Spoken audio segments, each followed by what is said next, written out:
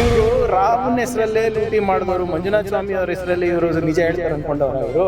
ಅಯೋಧ್ಯೆಯಲ್ಲಿ ಶ್ರೀರಾಮನ ಹೆಸರಲ್ಲೇ ಸಾವಿರಾರು ಕೋಟಿ ಲೂಟಿ ಮಾಡಿದಂತ ಬಿಜೆಪಿ ಅವರು ಇವತ್ತು ಮಂಜುನಾಥ ಸ್ವಾಮಿ ಅವ್ರಿಗೆ ಬಿಡ್ತಾರ? ನಮ್ಮ ಪಕ್ಷದಲ್ಲಿ ಒಗ್ಗಟ್ಟಿಲ್ಲ ಅಂದ್ರೆ ಬಿಜೆಪಿ ಒಳ್ಳೇದಲ್ವಾ? ಅವ್ರಿಗೇನ್ ಸಮಸ್ಯೆ ಇದೆ? ಫಸ್ಟ್ ಅವ್ರು ನೋಡ್ಕೊಳಕ್ ಕೇಳಿ. ಪಾಪ ಅಧ್ಯಕ್ಷರು ಮಂಜುನಾಥ ಸ್ವಾಮಿ ಹತ್ರ ಹೋಗೋಣ ಅಂತ ಇದಾರೆ, ಬೇರೆಯವ್ರು ಬೇಡ ಅಂತ ಇದಾರೆ. ಎಷ್ಟು ಭಾಗ ಆಗಿದೆ? ಮಲ್ಲಿಕಾರ್ಜುನ್ ಖರ್ಗೆ ಅವರು ಒಂದು ಹೇಳಿಕೆ ಕೊಟ್ಟರಲ್ಲಿ ಯಾರ ಹೆಸರು ತಗೋಬೇಡಿ, ಪಕ್ಷ ಒಗ್ಗಟ್ಟ ನಡೀತದೆ ಅಂತ. ಆದ್ರೆ ಬಿಜೆಪಿ ಅದಲ್ಲ, ಕಾಂಗ್ರೆಸ್ 4 ಭಾಗವಾಗಿದೆ. ಸೋನಿಯಾ ನೋಡಿ, ಬಿಜೆಪಿ ಅವರಿಗೆ ಅವ್ರ ಪಕ್ಷ ನೋಡ್ಕೊಳಕ್ ಹೇಳಿ. ಖರ್ಗೆ ಸಾಹೇಬ್ರು ನಮ್ಮ ಪಕ್ಷದ ವರಿಷ್ಠರು, ಹಿರಿಯರು. ಅವರಿಗೆ ಅನುಭವನೂ ಇದೆ, ಆ ವಯಸ್ಸು ಇದೆ. ಯಾರಿಗನ ಸರಿಪಡಿಸೋದು, ಬೈಯೋದಿರ್ಬೋದು, ಶಿಸ್ತಿಗೆ ಹಾದಿನಲ್ಲಿ ನಡೆಸೋದಿರ್ಬೋದು, ಅವ್ರಿಗೆ ಅಧಿಕಾರ ಇದೆ. ಬಿಜೆಪಿಗೆ ಏನಿದೆ ಅದ್ರ ಬಗ್ಗೆ? ಈಗ ಯುವಕರಿಗೆ ಶಿಸ್ತು ಹೇಳ್ಕೊಡೋದು ತಪ್ಪ? ಬಿಜೆಪಿನಲ್ಲಿ ಶಿಸ್ತಿಲ್ಲ. ಅದಕ್ಕೆ ತಾನೇ ಇವತ್ತು 7-8 ಜನ ಅಡ್ಡ ಮತದಾನ ಮಾಡಿರೋದು. ಅದಕ್ಕೆ ತಾನೇ ಇವತ್ತು ಮಂಜುನಾಥ ಸ್ವಾಮಿ ಹತ್ರ ಹೋಗ್ತಾ ಇರೋದು. ಅವ್ರಿಗೆ ಅವ್ರ ಪಾರ್ಟಿ ನೋಡ್ಕೊಳಕ್ ಹೇಳಿ. ಇವ್ರೆ ನಮ್ಮ ಪಾರ್ಟಿ ಬಗ್ಗೆ ಏನ್ ಅವ್ರಿಗೆ ಚಿಂತೆ? ಏನಿದ್ರು ಬಹಿರಂಗವಾಗಿ ಖರ್ಗೆ ಸಾಹೇಬ್ರು ಯಾರ ಕಿವಿಯನ್ನ ಹಿಂಡ್ಬೋದು. ಆ ವಯಸ್ಸಿದೆ ಅವರಿಗೆ, ಅನುಭವ ಇದೆ. ಕಾಂಗ್ರೆಸ್ ಅನ್ನೋ ರೀತಿಯಲ್ಲಿ ಅರೆ 100 ಭಾಗ ಆಗಿದೆ ರೀ. ಅವ್ರಿಗೇನ್ ಸಮಸ್ಯೆ? ಒಳ್ಳೇದಲ್ವಾ? ನಮ್ಮ ಪಕ್ಷದಲ್ಲಿ ಒಗ್ಗಟ್ಟಿಲ್ಲ ಅಂದ್ರೆ ಬಿಜೆಪಿ ಒಳ್ಳೇದಲ್ವಾ? ಅವ್ರಿಗೇನ್ ಸಮಸ್ಯೆ ಇದೆ? ಫಸ್ಟ್ ಅವ್ರು ನೋಡ್ಕೊಳಕ್ ಹೇಳಿ. ಯಾರ್ಯಾರು ಅಡ್ಡ ಮತದಾನ ಮಾಡಿದ್ದಾರೆ ಅದನ್ನ ದಯವಿಟ್ಟು ಫಸ್ಟ್ ಅದ್ರ ಬಗ್ಗೆ ಪರಿಶೀಲನೆ ಮಾಡಿ, ಆತ್ಮಾವಲೋಕನ ಮಾಡ್ಕೊಳ್ಳಿ. ಸತ್ಯ ಶೋಧನಾ ಸಮಿತಿ ಏನ್ ರಚನೆ ಮಾಡಿದ್ರೆ ಅದ್ರ ವರದಿ ಕೊಡಿ. ನೀವು 7 ಜನ 8 ಜನ ಯಾರು ಅಡ್ಡ ಮತದಾನ ಮಾಡಿದ್ದಾರೆ ಅವ್ರ ಹೆಸರುಗಳನ್ನ ಹೇಳಿ. ಅದಾದ್ಮೇಲೆ ನಮ್ಮ ಪಕ್ಷದ ಬಗ್ಗೆ ಚರ್ಚೆ ಮಾಡಿ. ಪಾಪ ಅಧ್ಯಕ್ಷರು ಮಂಜುನಾಥ ಸ್ವಾಮಿ ಹತ್ರ ಹೋಗೋಣ ಅಂತ ಇದಾರೆ, ಬೇರೆಯವ್ರು ಬೇಡ ಅಂತ ಇದಾರೆ. ಎಷ್ಟು ಭಾಗ ಆಗಿದೆ? ಇವರು ರಾಮನ ಹೆಸರಲ್ಲೇ ಲೂಟಿ ಮಾಡಿದವರು, ಮಂಜುನಾಥ ಸ್ವಾಮಿ ಅವ್ರ ಹೆಸರಲ್ಲಿ ಇವರು ನಿಜ ಹೇಳ್ತಾರೆ ಅನ್ಕೊಂಡವ್ರ ಇವರು? ಅಯೋಧ್ಯೆಯಲ್ಲಿ ಶ್ರೀರಾಮನ ಹೆಸರಲ್ಲೇ ಸಾವಿರಾರು ಕೋಟಿ ಲೂಟಿ ಮಾಡಿದಂತ ಬಿಜೆಪಿ ಅವರು ಇವತ್ತು ಮಂಜುನಾಥ ಸ್ವಾಮಿ ಅವ್ರಿಗೆ ಬಿಡ್ತಾರ? ನಿನ್ನೆ ನೀಟ್ ಎಕ್ಸಾಮ್ ಸಂಬಂಧಪಟ್ಟಂತೆ ನಿಮ್ಮ ಒಬ್ಬ MP ಹೇಳ್ತಾರೆ ಕಾಂಗ್ರೆಸ್ ನ ರ್ಯಾಲಿ ಅವರಿಗೆ ಬೇರೆ ದಿನ ಇಟ್ಕೋಬಹುದಾಗಿತ್ತು. ಆದ್ರೆ ನೋಡಿ, ಬಿಜೆಪಿ ಅವರ ಹತ್ರ ಏನು ಪಾಠ ಕಲಿಯೋದಿಲ್ಲ. ಅವರು ನಿಜವಾಗ್ಲೂ ವಿದ್ಯಾರ್ಥಿಗಳ ಪರವಾಗಿದ್ರೆ ಫಸ್ಟ್ ಕ್ಷಮೆ ಕೇಳಲಿ. 22 ಲಕ್ಷ ಜನರಿಗೆ ಮೋಸ ಮಾಡಿದ್ರಲ್ಲ ಕಳೆದ 10 ವರ್ಷದಲ್ಲಿ 90 ಪೇಪರ್ ಲೀಕ್ ಆಗಿದೆ. ಸುಮಾರು ಅಪ್ರಾಕ್ಸಿಮೇಟ್ಲಿ 90 ಪೇಪರ್ ಲೀಕ್ಸ್. ಅದ್ರ ಬಗ್ಗೆ ಕ್ಷಮೆ ಕೇಳಲಿ.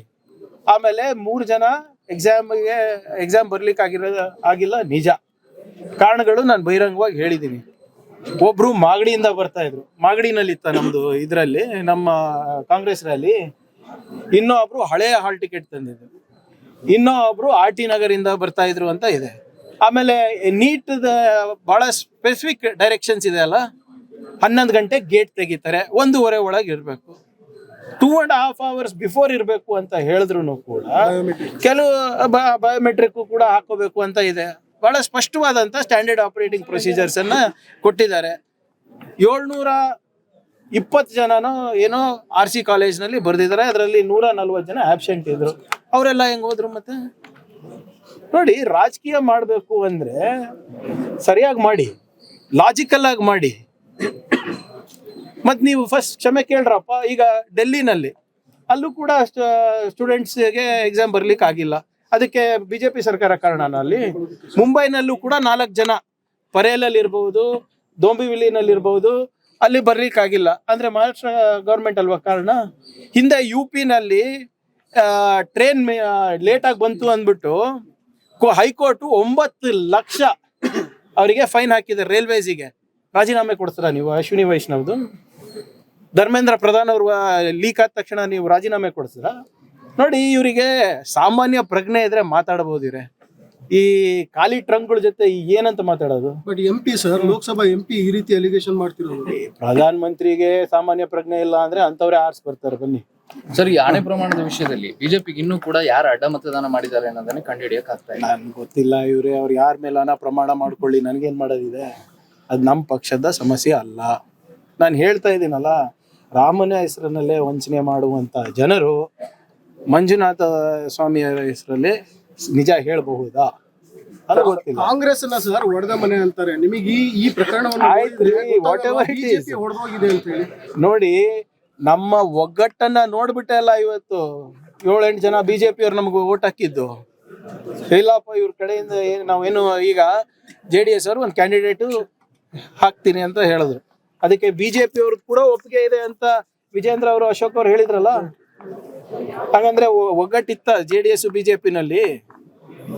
ನಿಮ್ಮ ಮನೆ 100 ಬಾಗಿಲಾಗಿದೆ, ನೀವ್ ಯಾಕೆ ನಮ್ಮ ಮನೆ ಬಗ್ಗೆ ಯೋಚನೆ ಮಾಡ್ತಾ ಇದ್ದೀರಾ? MLC ಎಲೆಕ್ಷನ್ ನಲ್ಲಿ ಎಲ್ಲ ಅಭ್ಯರ್ಥಿಗಳು, ಎಲ್ಲ 5 ಅಭ್ಯರ್ಥಿಗಳು ಫಸ್ಟ್ ರೌಂಡ್ ಅಲ್ಲಿ ಆರ್ಸ್ ತಂದಿದೀವಿ. ಫಸ್ಟ್ ರೌಂಡ್, ಸೆಕೆಂಡ್ ರೌಂಡ್ ತನಕ ಹೋಗೇ ಇಲ್ಲ ನಾವು. ನಾನು ಹೋದ ಬಾರಿನೂ ಹೇಳ್ದೆ, ಪಾಪ ಯತ್ನಾಳ್ ಅವ್ರು ಒಂದು ಓಟ್ ಹಾಕಿರ್ಲಿಲ್ಲ ಅಂದ್ರೆ ಒಂದೇ ಸೀಟ್ ಬರ್ತಾ ಇತ್ತು ಬಿಜೆಪಿಗೆ. ಸ್ವಲ್ಪ ದಯವಿಟ್ಟು ನಿಮ್ಮ ಮನೆಯನ್ನ ಪರಿಶೀಲನೆ ಮಾಡ್ಕೊಳ್ಳಿ, ಇಲ್ಲಿದ್ರೆ ಇನ್ನ ಒಂದು 6 ತಿಂಗಳಲ್ಲಿ ಇನ್ನ 10 ಜನ ಕಿತ್ತು ಬರ್ತಾರೆ ನೋಡಿ. ಲೋಕಸಭೆಯಲ್ಲಿ ಸರ್ ತಮ್ಮ ನಂಬರ್ ಗಳನ್ನ ಹೆಚ್ಚಿಸಿಕೊಳ್ಳುವಂತ ಪ್ರಯತ್ನ ಆಗ್ತಿದೆಯಾ ಬಿಜೆಪಿಗೆ? UBTನ ಈಗ ಹೊಡೆದು ಆಪರೇಷನ್ ನೋಡಿ, TMC ಇರ್ಬೋದು, UBT ಶಿವಸೇನಾ ಇರ್ಬೋದು, ನಿಮ್ಮ JDS ಇರ್ಬೋದು, JDU ಇರ್ಬೋದು, ಇದೊಂದು ಪ್ಯಾಟರ್ನ್ ಇದೆ ಬಿಜೆಪಿ ಅವ್ರದ್ದು. ಎಲ್ಲ ಸಂಸ್ಥೆಗಳನ್ನ ದುರುಪಯೋಗ ಮಾಡ್ಕೊಂಡು ಪ್ರಾದೇಶಿಕ ಪಕ್ಷವನ್ನ ಮುಗಿಸುವ ಒಂದು ಪ್ರಯತ್ನ ನಡೆದಿದೆ ಅವ್ರದ್ದು. ಅದಕ್ಕೆ ಬಲಿ ಕೂಡ ಆಗ್ತಾ ಇದ್ದಾರೆ ಜನರು. It's just matter of time. ನೋಡಿ, ಇಲ್ಲಿ JDS ಅದೇ ಕತೆ ಆಗೋದಿಲ್ಲ. ಸರ್, ಇನ್ನೊಂದು ಬಿಡದಿ ಹೋರಾಟವನ್ನು ಜೋರು ಮಾಡಿದ್ದಾರೆ ಸರ್, ನಿನ್ನೆ ಪಾದಯಾತ್ರೆ ಮಾಡೋರು ನಿಖಿಲ್ ಅವರು. ರೆಸ್ಪಾನ್ಸ್ ಹೆಂಗಿತ್ತು ಜನರಲ್ಲಿ?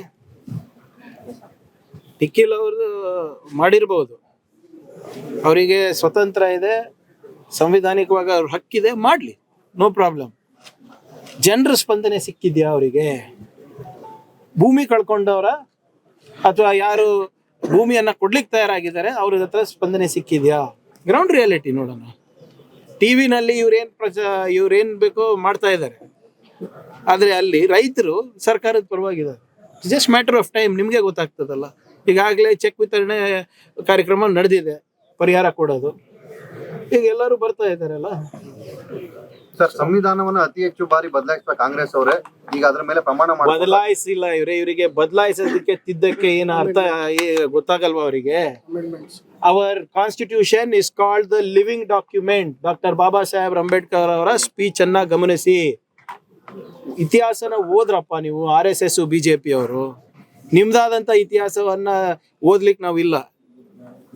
ಡಾಕ್ಟರ್ ಬಾಬಾ ಸಾಹೇಬ್ ಅಂಬೇಡ್ಕರ್ ಅವರು ಬಹಳ ಸ್ಪಷ್ಟವಾಗಿ ಹೇಳಿದ್ದಾರೆ, the constitution of India is going to be a living document. ಆ ಕಾಲಕ್ಕೆ ಆ ಸಂವಿಧಾನ ಕರೆಕ್ಟ್ ಆಗಿದೆ.